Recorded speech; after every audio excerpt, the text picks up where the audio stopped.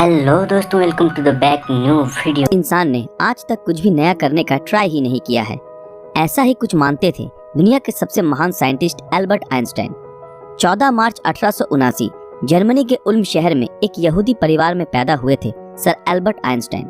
उनके पैदा होने के बाद डॉक्टर्स ने नोटिस किया कि उनका सर नॉर्मल बच्चों के मुकाबले काफी बड़ा था और वो एक एबनॉर्मल बच्चे के रूप में जन्मे थे।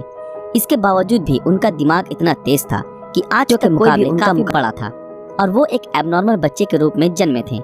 इसके बावजूद भी उनका दिमाग इतना तेज था कि आज तक कोई भी उनका मुकाबला नहीं कर पाया। आज 60 साल हो गए आइंस्टाइन हमें छोड़ के चले गए हैं, लेकिन आज भी साइंस उनकी थीसिस के बिना कमजोर है। तो यही वजह है कि हर कोई उनके दिमाग के बारे में जानना चाहता है कि आखिर उनके ब्रेन में ऐसा क्या था जो कि उन्हें इस मुकाम तक लेकर आया कि आज उन्हें दुनिया भर में ग्रेटेस्ट साइंटिस्ट के नॉर्मल बच्चों के मुकाबले काफी बड़ा था और वो एक एबनॉर्मल बच्चे के रूप में जन्मे थे। इसके बावजूद भी उनका दिमाग इतना तेज था कि आज तक कोई भी उनका मुकाबला नहीं कर पाया। आज 60 साल हो गए आइंस्टाइन हमें छोड़ के चले गए हैं, लेकिन आज भी साइंस उनकी थीसिस के बिना कमजोर है। तो यही वजह है कि हर कोई उनके दिमाग के बारे में जानना चाहता है कि आखिर उनके ब्रेन में ऐसा क्या था जो कि उन्हें इस मुकाम तक लेकर आया कि आज उन्हें दुनिया भर में ग्रेटेस्ट साइंटिस्ट के नाम से जाना जाता है। क्या उनके ब्रेन में कोई सुपरनैचुरल पार्ट्स थी? तो आज हम इस वीडियो में इसी विषय के ऊपर चर्चा करेंगे। दरअसल जब एल्बर्ट आइंस्टाइन का जन्म हुआ था तब उनका सर किसी भी नॉर्मल बच्चे से ज्यादा बड़ा था। नॉर्मली बच्चे 1 या 2 साल की उम्र में बात करना सीख जाते हैं, लेकिन आइंस्टाइन 4 साल की उम्र तक बिल्कुल भी बात नहीं कर पाते थे। मगर एक दिन जब वो अपने माता पिता के साथ रात के खाने पर बैठे थे तो अचानक आइंस्टाइन ने कहा, सूप बहुत ही गर्म है। अपने बेटे को इस तरह एकदम साफ बोलता सुन उनके पेरेंट्स हैरान हो गए और खुश भी हुए। लेकिन बाद में जब उनसे पूछा गया कि अब तक तुम क्यों कुछ नहीं बोलते थे, तो आइंस्टाइन ने अजीब से जवाब दिया कि अब तक तो सब कुछ सही था। आइंस्टाइन के जीवन से जुड़े अजीबोगरीब किस्से यही नहीं रुके, बल्कि उनके बड़े होने पर भी उनकी कई ऐसी आदतें थी जिनके बारे में सुनकर हर कोई हैरान रह जाता है। जैसे कि एल्बर्ट आइंस्टाइन को डेट्स और फोन नंबर याद रखने में प्रॉब्लम होती थी, यहाँ तक कि उन्हें खुद का टेलीफोन नंबर भी याद नहीं रहता था। एक बार उनके एक सहकर्मी ने उनसे उनका फोन नंबर मांगा तो आइंस्टाइन उनके पास रखे टेलीफोन डायरेक्टरी में अपना नंबर ढूंढने लगे। ये देख के सहकर्मी ने चकित होकर बोला, आप अपना खुद का फोन नंबर क्यों याद नहीं रखते? तो आइंस्टाइन ने उनको कहा कि किसी ऐसी चीज को भला क्यों मैं याद रखूं जो मुझे किताबों में ढूंढने से मिल जाती है। आइंस्टाइन कभी भी जूतों के अंदर मोजे नहीं पहनते थे, क्योंकि उनकी टांगों की उंगलियां इतनी बड़ी थी कि बचपन में हमेशा टांगों की उंगलियों की वजह से मोजे में छेद हो जाते थे। इसलिए उन्होंने मोजा पहनना ही छोड़ दिया। यहाँ तक कि वो अपने जूतों के फीते भी दूसरों से बंधवाते थे, क्योंकि उन्हें जूते के फीते बांधना भी नहीं आता था। दोस्तों, आइंस्टाइन हमेशा कहते थे कि मेरे अंदर कोई खास चीज नहीं है, पर मैं तो केवल एक ऐसा इंसान हूँ जिसमें क्यूरियोसिटी कूट कूट कर भरी हुई है। लेकिन आपको ये जानकर हैरानी होगी कि आइंस्टाइन हमेशा से इतने बुद्धिमान नहीं थे, बल्कि वो बचपन में पढ़ाई में बहुत ही कमजोर थे। इसलिए बचपन में उनकी गिनती बेवकूफ बच्चों में की जाती थी। उनकी कुछ हरकतों की वजह से उन्हें कुछ लोगों ने तो शारीरिक रूप से विकलांग कहना भी शुरू कर दिया था।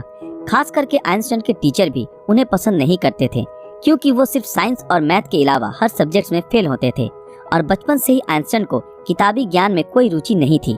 हालांकि इसके बावजूद भी उन्होंने दुनिया के सामने साइंस की कई ऐसी थीसिस पेश की जिसके बिना आज भी साइंस कमजोर है, और यही वजह है कि उनका दिमाग आज भी चर्चा का विषय बना हुआ है। 18 अप्रैल 1955 आइंस्टाइन की मृत्यु के बाद पैथोलॉजिस्ट डॉक्टर थॉमस हार्वे ने आइंस्टाइन के परिवार की अनुमति के बिना ही उनके दिमाग को रिसर्च के लिए निकाल लिया था और वो वहां से भाग गए। इस हरकत के लिए डॉक्टर हार्वे को नौकरी से निकाल दिया गया, लेकिन उन्होंने कहा कि ऐसा उन्होंने सिर्फ रिसर्च के लिए ही किया है और वो वादा करते हैं कि वो आइंस्टाइन के दिमाग पर रिसर्च जरूर करेंगे, ताकि आने वाले समय में इससे साइंस और साइंटिस्ट दोनों को ही कुछ फायदा हो सके। लेकिन रिसर्च के लिए परमिशन न मिलने के कारण डॉक्टर हार्वे ने आइंस्टाइन के दिमाग को एक जार के अंदर बेसमेंट में कैद रखा। बाद में आइंस्टाइन के बेटे हैंस एल्बर्ट आइंस्टाइन की अनुमति के बाद डॉक्टर हार्वे ने आइंस्टाइन के दिमाग पर रिसर्च करना शुरू किया। पहले उन्होंने आइंस्टाइन के दिमाग का वजन किया, जिसका वजन 1230 ग्राम था, जो नॉर्मल इंसान के दिमाग के वजन से काफी छोटा था, क्योंकि दरअसल एक इंसान के दिमाग का वजन करीब 1400 ग्राम होता है। इसके बाद डॉक्टर हार्वे ने आइंस्टाइन के ब्रेन को 240 भागों से टुकड़े किए और उन टुकड़ों को दुनिया भर के मशहूर रिसर्चर्स के पास भेज दिया, ताकि वो अच्छे से देख सके कि आखिर आइंस्टाइन के दिमाग में ऐसा क्या था जो बाकी आम इंसानों में नहीं था। और उसके बाद डॉक्टर हार्वे ने आइंस्टाइन के ब्रेन टिश्यूज के 1000 माइक्रोस्कोपिक स्लाइड्स बनाए जिससे आइंस्टाइन के दिमाग की अच्छी तरह से जांच हो सके। रिसर्च के दौरान ये पाया गया कि आइंस्टाइन के ब्रेन में आम इंसानों से ज्यादा सेल्स थी। आइंस्टाइन के दिमाग का सेरिब्रल कॉर्टेक्स नाम का हिस्सा एक आम इंसान के दिमाग के मुकाबले काफी अलग था। दरअसल ये सेरिब्रल कॉर्टेक्स दिमाग का एक जरूरी हिस्सा होता है जो सबसे जटिल दिमागी प्रोसेस के लिए मेन फैक्टर होता है, और यही ऐसा हिस्सा होता है जो अजीबोगरीब तरीकों से विकसित होता है। और साइंटिस्टों का मानना है कि यही वजह थी कि उनका दिमाग बहुत ही असाधारण सोचता था। जब साइंटिस्टों ने आइंस्टाइन के ब्रेन को फर्दर एग्जामिन करना शुरू किया तो वो बिल्कुल हैरान रह गए कि उनके ब्रेन में रिंकल पैरिएटल ऑपेरिकुलम मिसिंग है, जिसके कारण उनके ब्रेन की पैरिएटल लोब का साइज नॉर्मल ब्रेन से 20% ज्यादा बड़ा था। साइंटिस्टों का कहना है कि यही वजह है कि आइंस्टाइन की मैथमेटिकल स्किल और चीजों को इमेजिन करने की पावर नॉर्मल ब्रेन से ज्यादा थी, और उनके दिमाग में न्यूरॉन्स की डेंसिटी 17% ज्यादा थी, जिस वजह से आइंस्टाइन को ज्यादा ब्रेन पार्ट मिलती थी। साइंटिस्ट के मुताबिक इसी वजह से आइंस्टाइन का कंसंट्रेशन और दूरदर्शिता और उससे कई ज्यादा था।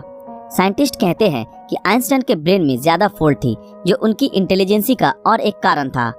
आइंस्टाइन का दिमाग 40 टुकड़े के रूप में अमेरिका के फिलाडेल्फिया शहर के मटर म्यूजियम में प्रिजर्व किया गया है। दोस्तों, आज साइंस ने कितनी तरक्की कर ली है, लेकिन इसके बावजूद आज भी आइंस्टाइन के दिमाग और इंटेलिजेंसी एक पहेली बनी हुई है। लेकिन साइंटिस्टों को आशा है कि फ्यूचर में किसी बेहतरीन टेक्निक के जरिए आइंस्टाइन के दिमाग को और भी बेहतर तरीके से जानने में कामयाबी हासिल होगी। डॉक्टर थॉमस ने आइंस्टाइन के दिमाग के साथ जो कुछ भी किया, क्या वो सही था या गलत? इस बारे में आपकी राय हमें कमेंट में जरूर बताएं। दोस्तों, आज के लिए बस इतना ही। आशा करते हैं आप लोगों को ये वीडियो पसंद आया होगा। तो फिर मिलेंगे अगले वीडियो में ऐसे ही किसी मजेदार विषय के साथ। अगर आप ऐसे ही और वीडियो देखना चाहते हो तो हमारे इस चैनल को सब्सक्राइब करके बेल आइकन ऑन कर दें, ताकि जब भी कोई नया वीडियो आए आप तक नोटिफिकेशन पहुंच जाए।